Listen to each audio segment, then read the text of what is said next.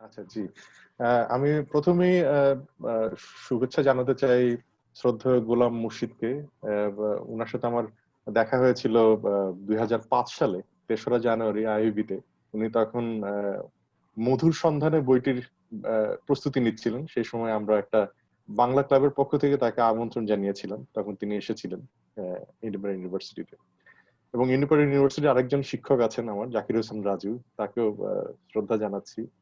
আহ, আমার আরেকজন শিক্ষক এবং আহ, লেখালেখি যার লেখা আমি সবসময় পড়ি এবং যার বই নিয়ে আজকে আয়োজন, ফাহমিদুল হক, তাকে শুভেচ্ছা জানাই, বেলায়েত হোসেন মামুন এবং আমাদের বাবু ভাই, সবাইকে শুভেচ্ছা। এবং যারা আয়োজনে যুক্ত হয়েছেন, আমার অনেক বন্ধুরাও যুক্ত হয়েছেন, এবং মতিন রহমান আছেন আমার আরেকজন শিক্ষক, তাকেও শুভেচ্ছা জানাই।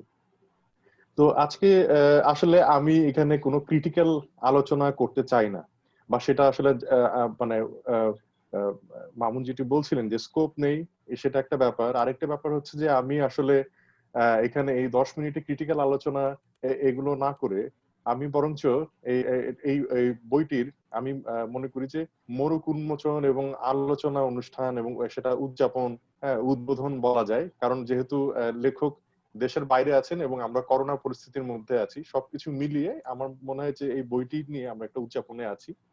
তো আহ, প্রথমেই আসি, যদি বইটি আমি ধরি, মানে বই তো, বই বলি বা চলচ্চিত্র বলি, সবই কিন্তু শেষ পর্যন্ত একটি পণ্যই, প্রোডাক্ট। এই যে বইও একটা প্রোডাক্ট।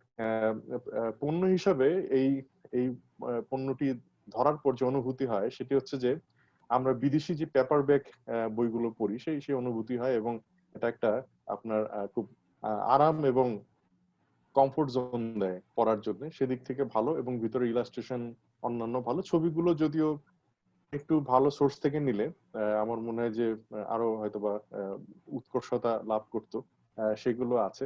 আর আমি যদি ভেতরে যাই, এটা কন্টেন্টের দিক থেকে আমরা তো শুনলাম যে আগে আলাপ হলো যে আলমগীর কবির লিখেছেন, মির্জা তারিকুল কাদের লিখেছেন, চিন্ময় মুৎসুদ্দি লিখেছেন, অনুপম হায়াত লিখেছেন। মানে বাংলাদেশের চলচ্চিত্রের ইতিহাস বই আকারে, গ্রন্থাকারে বেরিয়েছে, আবার বিচ্ছিন্ন ভাবে অনেক মানুষ লিখেছেন আসলে চলচ্চিত্রের ইতিহাসের উপর। কিন্তু এই বইটির যে টার্গেট অডিয়েন্স, যদি ইংরেজিতে বলি, বা লক্ষ্য, যে সমস্ত পাঠক, সেই পাঠকদের কথা বারবার বলা আছে যে প্রথমত এই বইটির পাঠক হচ্ছে বিদেশি, যারা চলচ্চিত্র মোদী এবং যারা চলচ্চিত্র প্রেমী, যারা বাংলাদেশের চলচ্চিত্র সম্পর্কে জানতে চায়, তাদেরকে লক্ষ্য করে বইটি লেখা। কিন্তু দ্বিতীয় টার্গেট রিডার হচ্ছে বাংলাদেশের যারা শিক্ষার্থী রয়েছেন, তারা এটার দ্বিতীয় টার্গেট রিডার গ্রুপ।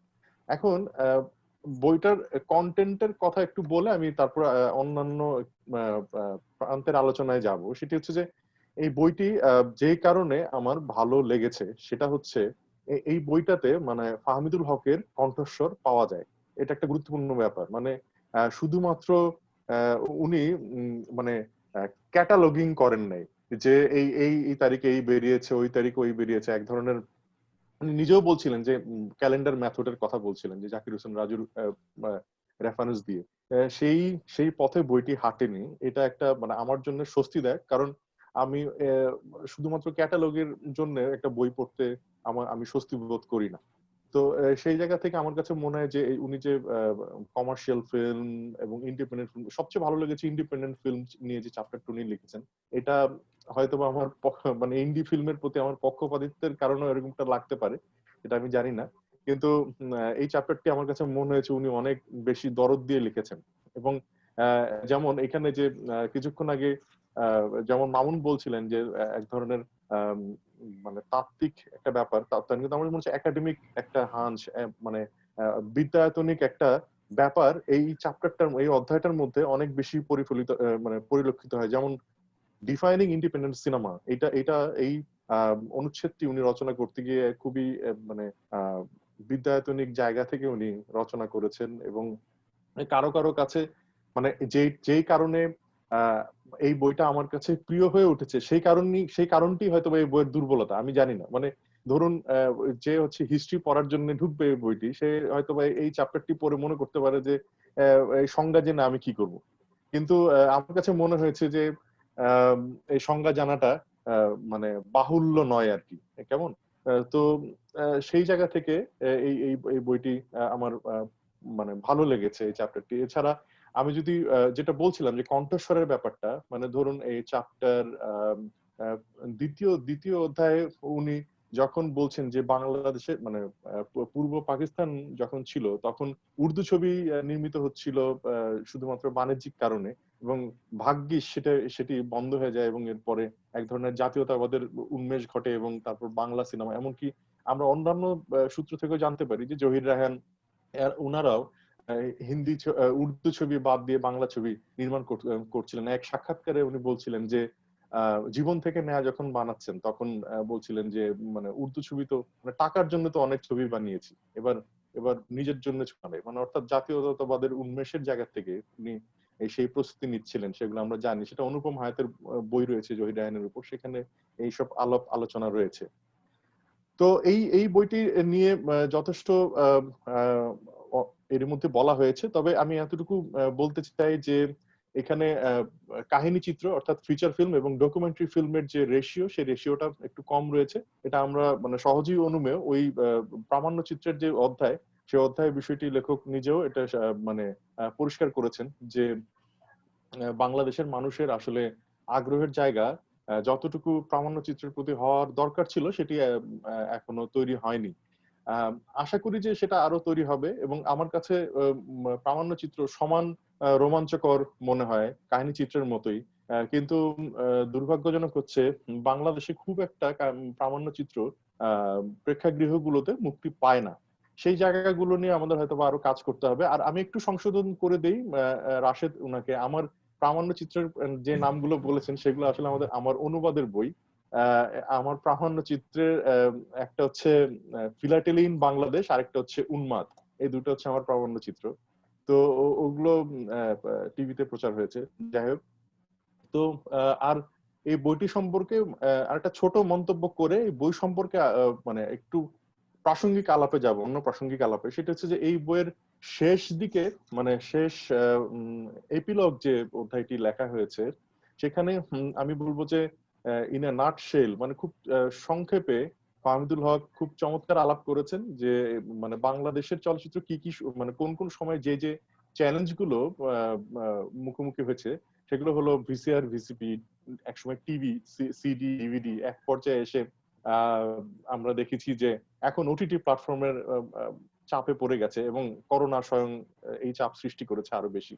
তো বাংলা চলচ্চিত্র আজকে আপনারা জানেন যে সিনেপ্লেক্স খুললো একটি না 5টি ছবি বাংলা ছবি রয়েছে। তো সব মিলে আমার কাছে মনে হয়েছে বইটি অ্যাট এ গ্লেন্স এর ব্রিফ ঠিক আছে, কথাটা সংক্ষিপ্ত ইতিহাসই আসলে, তবে শেষ চ্যাপ্টারে যে উনি একটি লাইনে উনি লিখছেন যে ইন্ডিপেন্ডেন্ট ফিল্মের ব্যাপারে যে ডাইভার্স সেন্সরশিপ রেগুলেশনস এর মধ্যে যে পড়ে চলচ্চিত্রগুলো, তো এই সেন্সরশিপ বিষয়ে আমার মনে হয় যে একটা লাইন না লিখে যদি একটা প্যারাগ্রাফ যুক্ত করা যায় যে বাংলাদেশের সেন্সরশিপ কিভাবে আসলে কাজ করছে এবং এবং কিভাবে অনেক বেশি আমি মনে করি যে ইন্ডিপেন্ডেন্ট যারা স্বাধীন চলচ্চিত্র নির্মাতা তাদের জন্য কত প্রতিবন্ধকতা সৃষ্টি করছে, সেটা যদি আরেকটু সেন্সরশিপের ব্যাপারে এই কর্তনের ব্যাপারে যদি আরেকটু ইয়ে করা যায় সেটা মনে হয় ভালো হয়। তো এটা একটা ব্যাপার। তো আমি এরপরে আসি যে এই বইটি নিয়ে আমার আগের আলোচক জি এর আগে আমার আগের আলোচক বলছিলেন যে এই বইটি হয়তো ইংলিশ মিডিয়ামের ছেলে মেয়েদের জন্য ভালো হবে। আমি খুব মানে এটা দুঃখজনক যে আসলে মানে গায়ত্রী চক্রবর্তী স্পিভাক 2002 সালের এক সাক্ষাৎকারে বলছিলেন যে ইংরেজি মানে শেখা উচিত ভাষা হিসেবে কিন্তু শিক্ষার মাধ্যম হিসেবে নয়, এবং আপনার মাতৃভাষা যেইভাবে মানুষ শেখে তার দ্বিতীয় ভাষা কিন্তু ওইভাবে শেখে না, তার শেখার পদ্ধতিটা ভিন্ন হয়, এটা স্পিভাক বলছিলেন। তো এই যে ইংলিশ মিডিয়ামের কথা যখন এলো তখন আমি বলতে চাই ইংলিশ মিডিয়াম মানে হচ্ছে যে আপনি আপনি পাঠদান এবং যে কথা বলে শিক্ষকরা এবং শ্রেণীকক্ষে এবং যে বই দুইটাই ইংরেজিতে হয়। এখন এই যে এই বইটি যে ইংরেজিতে লেখা হলো, এই বইটির ইংরেজিতে লেখার পেছনে কারণ ফাহমিদুল হক আমাদের বলেছেন।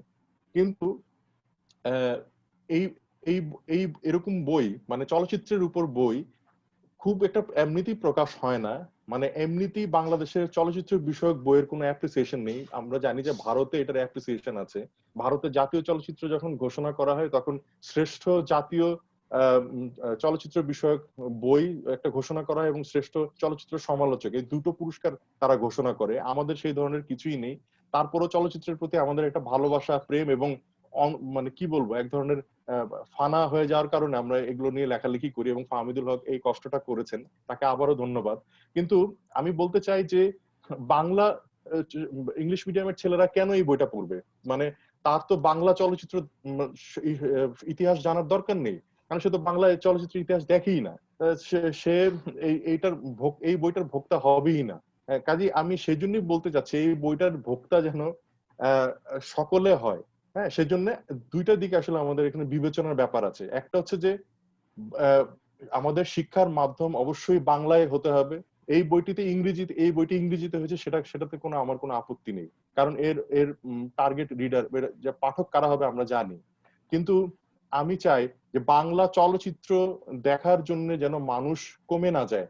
আমরা হয় মধ্যপ্রাচ্যের দিকে তাকিয়ে থাকি, নয় পশ্চিম বা ইউরোপের দিকে তাকিয়ে আছি। শিক্ষা মাধ্যমের কথা বলছি আর কি, কাঠামোগত দিক থেকে। কাজেই বাংলা মাধ্যমে যদি পড়ালেখা মানুষ করে এবং এর সংখ্যা যদি বাড়ে এবং আমরা যদি এটা বাধ্যতামূলক ভাবে ইংরেজি মাধ্যম থেকে বা বাংলা মাধ্যমে শিক্ষার বিষয়টি চালু করতে পারি বাধ্যতামূলক ভাবে, তাহলে বাংলা চলচ্চিত্রের যেমন দর্শক বাড়বে, এই বইটি পড়ার পাঠকও বাড়বে। কাজে বাংলা এই বইটি পড়ার আগে তো দরকার বাংলা চলচ্চিত্রকে জানা, বোঝার এবং সেটাকে দেখার, ভালোবাসার ব্যাপারটা তৈরি করা। কাজে তারপরে না এই বইটা হচ্ছে সেকেন্ডারি। প্রাইমারি হচ্ছে বাংলা চলচ্চিত্রকে দেখার যে চোখ, সেই মনন, সেই মানসিকতা, কোনোটাই আসলে আর তৈরি হচ্ছে না। কারণ দেখুন, আমি বারবারই বলছি যে বাংলাদেশের অধিকাংশ এখনকার যে প্রজন্ম, আপনাদের অনেক ধন্যবাদ। এই যে আপনারা রিডিং ক্লাব দিয়েছেন, আপনারা দিতে পারতেন পাঠক সংঘ বা এরকম নাম দিতে পারতেন। ইংরেজির প্রতি আমাদের এক ধরনের যে ভালোবাসা, এই ভালোবাসাটা কমিয়ে আনতে হবে। এই এই ঔপনিবেশিক যে এক ধরনের মানসিকতা আমরা বহন করে নিয়ে চলেছি, এইগুলো আমাদের আসলে বেরিয়ে গেলে তাহলে বাংলা চলচ্চিত্রের প্রতি ভালোবাসা বাড়বে এবং এরকম বই বাংলাতে লেখা হলেও পড়বে মানুষ, ইংরেজিতে লেখা হলেও পড়বে। কারণ বাংলা, এটার যে কন্টেন্ট, এটা যেই বিষয়টি নিয়ে লেখা হয়েছে, সেই বিষয়টির প্রতি মানুষের ভালোবাসাটা আগে বাড়ানো দরকার বলে আমি মনে করি। ধন্যবাদ।